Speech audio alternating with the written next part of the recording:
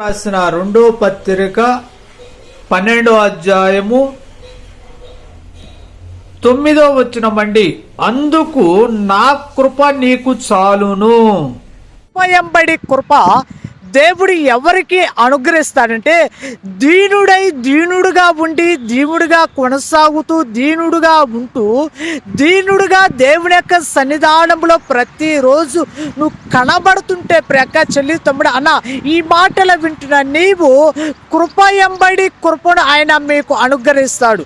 ఎవరైతే దీనత్వము కలిగి ఉండి మంచితనం కలిగి ఉండి మంచి ఆలోచన కలిగి ఉండి దేవుడికి ఇష్టడుగా జీవిస్తూ ఉంటే కృప ఎంబడి కృప దేవుడు అనుగ్రహిస్తాడండి. గమనించండి ప్రియక్క చెల్లి తమ్ముడా, నీళ్ళు పల్లములోనే పారతాయి.